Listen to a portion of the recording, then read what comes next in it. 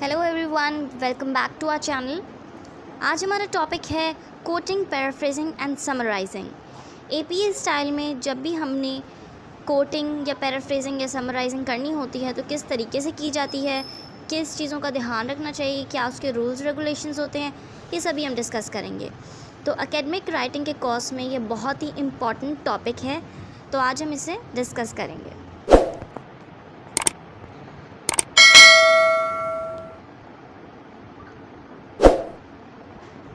सबसे पहले हम देखते हैं प्लेजरिज्म क्या होता है। एन एजुकेशनल क्राइम, एजुकेशन के अंदर ये एक क्राइम है, ये एक जुर्म है। Presenting the work of another as if it were their own work, that means कि किसी के काम को ऐसा प्रेजेंट करना, ऐसा डिस्प्ले करना कि वो हमारे खुद का काम है, दैट इज़ प्लेजरिज्म। मैं किसी की कोई कोटेशन या किसी की कोई कहावत ले लूँ और उसे ऐसा शो करूँ कि वो मेरी खुद की है, तो ये है प्लेजरिज्म और ये एक क्राइम है।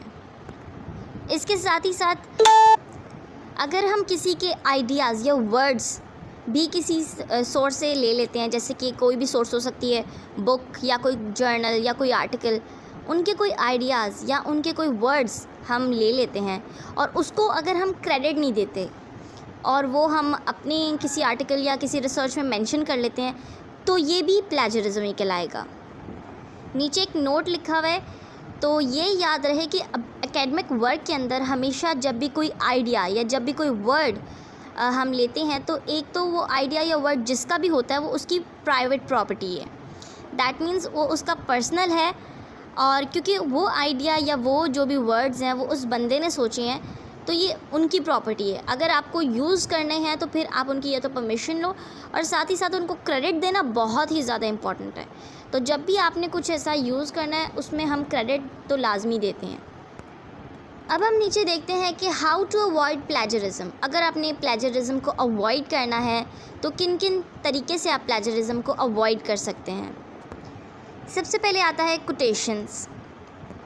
तो कोटेशन होती है किसी के भी वर्ड्स या फ्रेजेस, उसे आप कोटेशन मार्क के अंदर लिख सकते हैं ताकि पता चल सके कि किसी के वर्ड्स हैं। फिर वैसे ही आती है पैराफ्रेजिंग। पैराफ्रेज दैट मीन्स कि आप कोई भी वर्ड्स या कोई भी जो आपका आर्टिकल है उसकी तरतीब को चेंज करके उसके अंदर कुछ नए वर्ड्स एडिशन करें या कुछ नया ऐड करें, उसको मतलब सिंपल वर्ड्स में एक्सप्लेन कर दें, उसके अंदर चेंजेस लाना, उसकी वोकैबुलरी में, उसके वर्ड्स में, उसकी टेंस में, तो that is paraphrasing.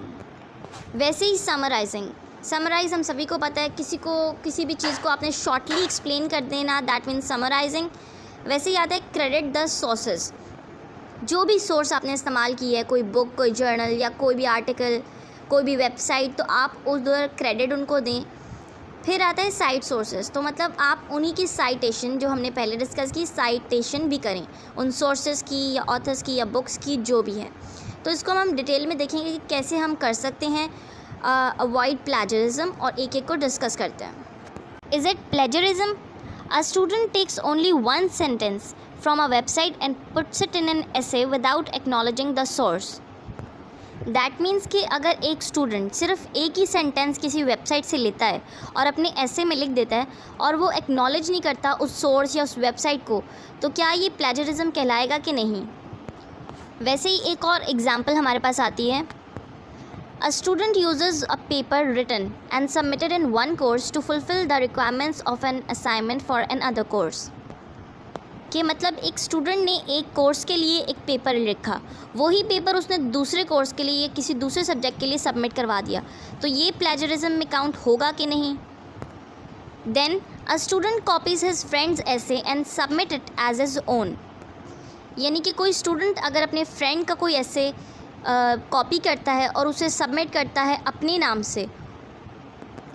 A student buys an essay from a paper mill and submit it as her own. वैसे ही कोई स्टूडेंट अगर किसी पेपर मिल से एक ऐसे बाय करके आता है और उसके बाद सबमिट कर देता है उसे ये बता कर कि उसने खुद से लिखा है। A student fails to put quotation mark around a direct quote. That means अगर किसी का डायरेक्ट कोटेशन, किसी का डायरेक्ट कोट है, किसी की कही हुई कोई बात है, उसके ऊपर वो अगर कोटेशन मार्क नहीं एंटर करता या नहीं प्लेस करता तो क्या ये भी प्लेजरिज्म काउंट होगा? A student takes a sample essay from a textbook but rewrites the introduction and conclusion and submit the essay as his own.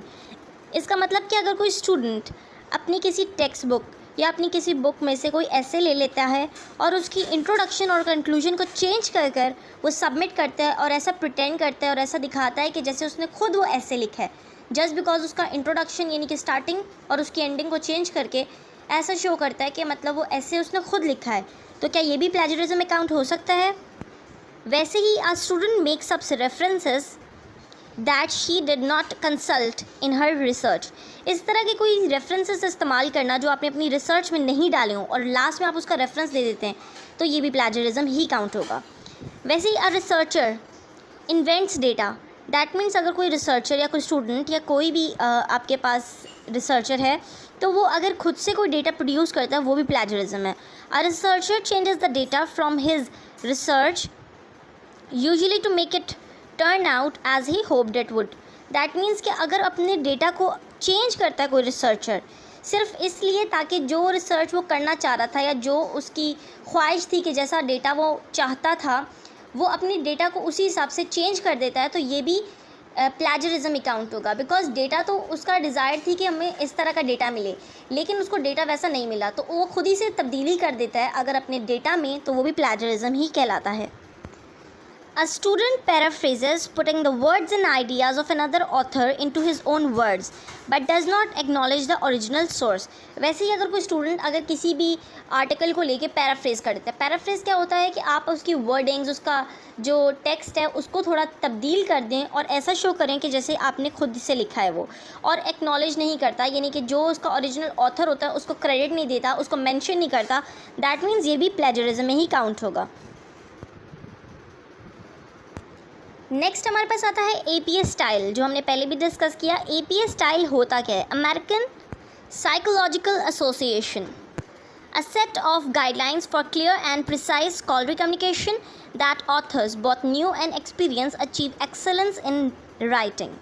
एक ऐसा सेट, एक ऐसी गाइडलाइंस आपको दी जाती हैं कि जब भी आपने अपना कोई स्कॉलरी पेपर, अपना कोई रिसर्च पेपर या अपना कोई भी प्रोफेशनल डॉक्यूमेंट लिखना है तो वो आपको कुछ गाइडलाइंस दी जाती हैं कि जो इससे आप बेहतर तरीके से अपनी एकेडमिक राइटिंग कर सकते हैं और बेहतर तौर से लिख सकते हैं. और जब आप एकेडमिक राइटिंग इस तरीके से लिखेंगे तो डेफिनेटली कोई भी आपके आर्टिकल को, आपकी रिसर्च को या कोई भी उसको गलत नहीं कह सकता, बिकॉज आपने प्रॉपर गाइडलाइंस फॉलो की हैं और प्रॉपर तरीके से लिखा है. तो ये एक प्रोफेशनल वे है कोई भी राइटिंग करने का. Used by millions of people around the world in psychology and also in fields ranging from nursing to social work, communication to education, business to engineering and other disciplines. यानी हर किस्म की field में अगर आप देखें तो हज़ारों करोड़ों लोग हैं जो कि ये इस्तेमाल करते आ रहे हैं, बिकॉज एक प्रोफेशनल तरीका है हर फील्ड में. जैसे आप नर्सिंग देख लें, सोशल वर्क देख लें, कम्युनिकेशन, एजुकेशन, इंजीनियरिंग, बिजनेस, हर किस्म के डिसिप्लिन में आपको ये प्रोफेशनल तरीका दिखेगा ही दिखेगा. ये इंतहाई इम्पॉर्टेंट है जो सब लोग इस्तेमाल करते हैं. अब अगर हम वापस अपने टॉपिक पे आएँ मेन, कि हम प्लेजरिज्म को अवॉइड कैसे कर सकते हैं, क्या तरीका था, हम प्लेजरिज्म को किन वेज से अवॉइड कर सकते हैं, तो हमने पहले डिस्कस किए थे कि हमारे पास 5 तरीके हैं प्लेजरिज्म को अवॉइड करने के. Quotations, paraphrasing, summarising, credit to the source and cite sources. तो अब सबसे पहले तरीके जो कि है कोटेशंस, उनको देखते हैं. Long and short quotations. Quotations हमारे पास 2 किस्म की होती है. कोटेशन होती है कि किसी का कोई स्टेटमेंट, आप उसे कोटेशन मार्क जो कि अभी साइड में आप देख सकते हैं बना हुआ है, इसके अंदर लिख सकते हैं, लेकिन इसके अंदर थोड़ा सा डिफरेंस आता है. एक होती है हमारे पास शॉर्ट कोटेशंस, एक होती है लॉन्ग कोटेशंस. जो हमारे पास शॉर्ट कोटेशंस होती हैं उनके लिए आप कोटेशन मार्क इस्तेमाल कर सकते हैं, लेकिन लॉन्ग कोटेशंस के लिए आप कोटेशन मार्क इस्तेमाल नहीं करेंगे. तो इसके अंदर अगर आप शॉर्ट कोटेशंस की बात करें तो इसके अंदर तकरीबन 40 वर्ड्स या उससे कम आते हैं, यानी 40 या 40 से कम वर्ड्स जो हैं शॉर्ट कोटेशंस के अंदर इस्तेमाल होंगे. यानी अगर 40 वर्ड्स हैं तो आप देख लेंगे कि शॉर्ट कोटेशन है और उसके लिए आप कोटेशन मार्क इस्तेमाल करेंगे. Short quotation rationales. The period making the end of the sentence should follow the citation, not precede it. Period कहते हैं फुल स्टॉप को। तो जब आप पीरियड लगाएंगे यानी कि फुल स्टॉप लगाएंगे तो वो आपके सेंटेंस के आखिरी में लगाएंगे। लेकिन जैसे आपने पूरा अपना कोटेशन लिख ली है, शॉर्ट कोटेशंस में आपने अपना कोटेशन मार्क डाला और उसके बाद आपने अपनी पूरी कोटेशन लिखी, तो सेंटेंस के लास्ट में पीरियड आना चाहिए। The citation should be outside the quotation mark, not with in them. That means जब आपने साइटेशन करनी है, साइटेशन क्या है कि कोई भी स्टेटमेंट जो भी किसी ऑथर ने कुछ बोला हो वो आपने लिख दिया, उसके बाद आपने उस ऑथर का नाम जब मेंशन करना है और उसका ईयर ऑफ पब्लिकेशन की जिस ईयर में उसने वो बात बोली थी, तो वो साइटेशन होती है। यानी कि उसको आप क्रेडिट दे रहे हैं कि भाई ये बात है और ये साइंटिस्ट ने बोली, तो जो साइंटिस्ट या ऑथर का नेम होगा वो कहलाती है साइटेशन। तो साइटेशन जब भी आपने लिखनी है कोटेशन मार्क के बाहर लिखनी है। कोटेशन मार्क में तो आपकी स्टेटमेंट आएगी, लेकिन साइटेशन यानी कि आपके ऑथर का नाम और पब्लिकेशन की डेट वो आएगी आपकी कोटेशन मार्क के बाद में। जैसे नीचे आप एग्जाम्पल देखें तो लिखा है high performance along with the domain does not translate to high performance along another. अब ये स्टेटमेंट थी, तो ये जो उसकी मेन स्टेटमेंट आएगी ये कोटेशन मार्क के अंदर आएगी। वैसे ही जो साइटेशन होगी, यानी साइटेशन क्या आप बताओ किस ऑथर ने बोली थी, साइटेशन हमेशा कोटेशन मार्क के बाहर आती है। जैसे कि Erwin et al 2018 page number जो भी, तो ये चीज़ आपकी हमेशा कोटेशन मार्क के बाहर आएगी, हमेशा याद रहे साइटेशन बाहर आती है। वैसे ही अगर हम देखें लॉन्ग कोटेशंस की, ये तो हमने बात कर ली शॉर्ट कोटेशंस कि उनके अंदर हमने दो चीज़ें मेन देखी हैं कि एक कोटेशन मार्क इस्तेमाल होता है और आपकी जो साइटेशन होती है वो कोटेशन मार्क के बाहर आती है। Long quotation, block quotation with parenthetical citation. पहली वाली वीडियो में हमने डिस्कस किया था कि पैरेंथेटिकल साइटेशन क्या होती है और नैरेटिव साइटेशन क्या होती है। वापस से एक बार रिवाइज कर लेते हैं। पैरेंथेटिकल साइटेशन वो साइटेशन होती है जिसके अंदर हम ब्रैकेट्स में लिखते हैं ऑथर का नाम और पब्लिकेशन, यानी कि जो भी उसका ईयर ऑफ पब्लिकेशन होता है, ऑथर का नाम होता है, वो सारी चीज़ें हम ब्रैकेट्स के अंदर लिखते हैं और ये हमेशा लास्ट में आती है। दैट मीन्स आपने पूरी स्टेटमेंट और पूरी चीज़ लिख दी, आखिरी में आपने मेंशन कर दिया ब्रैकेट्स के अंदर ऑथर का नाम और पब्लिकेशन डेट। तो इस तरह की जो हमारे पास कंडीशन आती है, साइटेशन आती है, उसको हम कहते हैं पैरेंथेसिस, दैट मीन्स ब्रैकेट्स के अंदर। वैसे ही जो होती है नैरेटिव, नैरेटिव क्या होती है कि आपने बिल्कुल एक स्टेटमेंट की तरह, एक स्टोरी टेलिंग की तरह आपने पूरी स्टेटमेंट बोली, उसके अंदर जो ऑथर का नाम होगा वो ब्रैकेट्स में नहीं होगा, ऑथर का नाम वैसे ही होगा और ब्रैकेट के अंदर सिर्फ ईयर होगा। ये इनका मेजर डिफरेंस है। वैसे अगर हम पहली एग्जांपल देखें, हमारे पास ये जो आ रही है ये पैरेंथेटिकल साइटेशन की एग्जांपल है। अब याद रहे हमने पहले भी डिस्कस किया कि लॉन्ग कोटेशंस के अंदर हम कोटेशन मार्क नहीं इस्तेमाल करते, क्योंकि यहाँ पर 40 से ज़्यादा वर्ड्स इस्तेमाल किए हुए हैं, इसलिए कोटेशन मार्क इस्तेमाल नहीं होगा, जैसे यहाँ पर एग्जाम्पल में है। लेकिन क्योंकि ये पैरेंथेटिकल साइटेशन है, इसलिए जो ऑथर का नाम होगा और ईयर ऑफ पब्लिकेशन, जैसे एल्डरसन और 2015, ये लास्ट में मेंशन होगा ब्रैकेट्स के अंदर। वैसे यहाँ पर हमारे पास दूसरी एग्जांपल आ गई है जो कि नैरेटिव साइटेशन है। ब्लॉक कोटेशन है लेकिन नैरेटिव साइटेशन के साथ। तो इसके अंदर डिफरेंस क्या होता है, जैसे मैंने आपको पहले बताया कि जो भी ऑथर का नाम होगा, जैसे फ्लोर्स, तो वो पहले आएगा और वो ब्रैकेट के बाहर आएगा, जैसे फ्लोर्स एट ऑल और 2018, दैट मीन्स जो ईयर होता है वो हमारे पास ब्रैकेट के अंदर आता है 2018 और उसके बाद पूरी स्टेटमेंट आएगी। लेकिन जो पेज नंबर होता है वो लास्ट में आता है, यानी ऑथर का नाम हमेशा स्टार्टिंग में आता है नैरेटिव में और ब्रैकेट के बाहर आता है। वैसे ही पेज नंबर हमेशा आखिरी में आता है। अब देखते हैं हम पैराफ्रेजिंग क्या होती है। रीस्टेट द रेलेवेंट इन्फॉर्मेशन, यानी कोई भी आपके पास जो भी इंफॉर्मेशन है उसको वापस से आप बयान कर रहे हैं, दैट इज़ पैराफ्रेजिंग, यानी रीस्टेट कर रहे हैं। Different structure to the original, अब उसका स्ट्रक्चर जो रहेगा, यानी कि जहाँ पर पहले आप वर्ब इस्तेमाल कर रहे थे, फिर जहाँ पर आप नाउन इस्तेमाल कर रहे थे, नाउन पहले कर रहे थे, वर्ब बाद में कर रहे थे, जो भी उसका स्ट्रक्चर होगा वो भी ऊपर नीचे हो जाएगा। उसको भी आप उसके अंदर भी चेंजेस ला सकते हैं, उसका भी स्ट्रक्चर डिफरेंट कर सकते हैं। वैसे ही डिफरेंट वोकैबुलरी, जो आपने वर्ड्स इस्तेमाल किए, जो आपने फ्रेजेस इस्तेमाल किए, अपने वर्ड्स को भी डिफरेंट कर सकते हैं। मीनिंग वही रहना चाहिए लेकिन वर्ड्स आप चेंज कर सकते हैं। वैसे ही रिटेन्स द सेम मीनिंग, ये बात याद रहे कि जब आप वर्ड्स चेंज करें तो मतलब उसका चेंज नहीं होना चाहिए। वर्ड आप, क्योंकि जैसे हम देखें नॉलेज एक वर्ड है, लेकिन और भी बहुत सारे वर्ड है जो नॉलेज को ही रिप्रेजेंट कर सकते हैं, जैसे कि नॉलेज, एजुकेशन, ये सब चीज़ों का एक ही मतलब है ऑलमोस्ट, लेकिन थोड़ा सा इसके अंदर डिफरेंस है। वर्ड्स आप यानी कि चेंज कर सकते हैं लेकिन मतलब वही रहना चाहिए। Then keep some phrases from the original that are in common use. अगर कोई ऐसा फ्रेज़ है, कोई ऐसा मुहावरा या कोई फ्रेजेस है जो कि ओरिजिनल के अंदर है, समटाइम्स वो आप सेम रख सकते हैं। जब भी आप पैराफ्रेजिंग करें तो आप अपने फ्रेजेस को सेम रख सकते हैं, जो कि कॉमन फ्रेजेस अगर होंगे तो आप उनको सेम एज इट इज़ रख सकते हैं। Techniques for paraphrasing. क्या टेक्निक्स आप पैराफ्रेजिंग के वक्त इस्तेमाल कर सकते हैं? सबसे पहले आ गई changing vocabulary by using synonyms. सिनोनियम means कि एक ही वर्ड है, उसके काफ़ी सारे और भी वर्ड्स हम इस्तेमाल कर सकते हैं। लाइक जैसे अगर हम देखें, एक वर्ड है टेक्निक, उसके क्या सिनोनियम्स हो सकते हैं? प्रोसीजर या रूटीन या सिस्टम। सही है, ये सारे कहने को टेक्निक्स के या मेथड, कोई भी आप और इसके लिए और भी कोई वर्ड इस्तेमाल कर सकते हैं। मतलब वही रहेगा, सिर्फ ये है कि वर्ड्स आप चेंज कर सकते हैं, मीनिंग उसकी वही रहेगी कि भाई टेक्निक का भी मतलब वही है, कोई प्रोसीजर का भी मतलब वही है, एक ही बात रहेगी। तो ये नहीं वर्ड्स चेंज करना, लेकिन उसके मायने, उसकी मीनिंग नहीं चेंज होनी चाहिए। तो ये होते हैं सिनोनियम्स। जैसे कि अगर आर्ग्यूज़ है, आर्ग्यूज़ की जगह आप क्लेम इस्तेमाल कर सकते हैं। 18th सेंचुरी की जगह आप इन दी आफ्टर 70s या 70s इस्तेमाल कर सकते हैं। वेजेस जिसे कहते हैं हम, जो रोज़ पैसे मिलते हैं किसी लेबर को, डेली वेजेस जो होती हैं, वेजेस की जगह आप लेबर कॉस्ट कह सकते हैं। इकोनोमाइज़ की जगह आप सेविंग्स कह सकते हैं। तो यानी वर्ड्स आप समटाइम्स वोकैबुलरी चेंज कर लें। पहली टेक्निक तो हमारे पास ये आ रही है कि आप लोग कोई सिनोनियम इस्तेमाल करें या वोकैबुलरी के वर्ड्स चेंज कर लें, लेकिन याद रहे कि मीनिंग चेंज नहीं होना चाहिए। Moving towards the second technique, changing word class. Word की जो क्लास है वो चेंज कर लें। जैसे कि एक्सप्लेनेशन। एक्सप्लेनेशन एक नाउन है। नाउन क्या होता है? किसी भी चीज़ का नाउन, नाम। जैसे कि noun is the name of a person, place, animal और थिंग। सो किसी चीज़ का नाम, जैसे एक्सप्लेनेशन एक नाम है किसी प्रोसीजर का, ठीक है। वैसे ही आप इसको चेंज करके, क्लास इसकी चेंज करके आप इसे बना दें एक्सप्लेन। एक्सप्लेन क्या है? एक वर्ब है, क्योंकि इसमें आपको कोई एक्शन दिख रहा है, एक एक्शन होगा, सही है। तो आप इसकी क्लास चेंज करके इसे नाउन से वर्ब बना दें। वैसे ही मैकेनिकल एक एडजेक्टिव है, आप इसे मैकेनाइज करके वर्ब बना दें।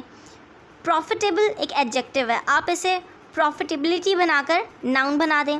सो इसकी जो क्लास है उसको चेंज करना। सेकंड वे ये है कि आप किसी भी अपने वर्ड की क्लास को चेंज कर दें। तो ये भी पैराफ्रेजिंग की सेकंड वे है या सेकंड टेक्निक है। वैसे ही थर्ड वे हमारे पास आता है चेंजिंग वर्ड ऑर्डर। जो भी वर्ड का ऑर्डर है उसको आप चेंज कर दें। जैसे the best explanation for the British location of the industrial revolution is found by the studying demand factors. इसको चेंज किया और लिखा the focus of demand may help explain the UK original of the industrial revolution. That means जो बात आपने statement पहले कहनी थी उसे आप बाद में कर दें, और जो आपने बाद में करनी थी पहले कर दें। तो आप वर्ड्स का ऑर्डर, वर्ड को समटाइम्स हम आगे ले जाएं या उसको पीछे ले आएँ, पीछे वाले सेंटेंस में उसका ऑर्डर भी आप लोग चेंज कर सकते हैं। तो ये तीन हमारे पास मेजर वेज आते हैं जिसे आप पैराफ्रेजिंग कर सकते हैं। पहला आ गया हमारे पास चेंजिंग वोकैबुलरी या सिनोनियम्स आप ऐड कर सकते हैं। सेकंड, वर्ड की क्लास चेंज कर दें, और थर्ड, वर्ड का ऑर्डर चेंज कर दें। अब यहाँ पर कुछ एक्सरसाइजेज हैं जो कि आप अप्लाई कर सकते हैं जब भी आपने पैराफ्रेजिंग करनी है। तो आपके लिए कुछ एक्सरसाइज दी हैं हमारे पास, क्योंकि टाइम कम है हम इस यूनिट को वाइंड अप करेंगे और नेक्स्ट देखते हैं। सो नेक्स्ट हमारे पास आता है समराइजिंग। समराइजिंग में हमने हमेशा जो मेन आइडिया होता है किसी की भी राइटिंग का, उसको लिखना होता है, उसको रीस्टेट करना होता है अपने ही अल्फाजों में, ठीक है। जैसे हम एक बड़ा यूनिट दे दिया, लेकिन जब हम उसकी समरी लिख रहे होंगे तो हम कुछ चंद अल्फाजों में उसको बयान करेंगे और अपने अल्फाज इस्तेमाल करेंगे ज़्यादा से ज़्यादा, और मुख्तसर करके उस चीज़ को पूरे तरीके से पेश करेंगे।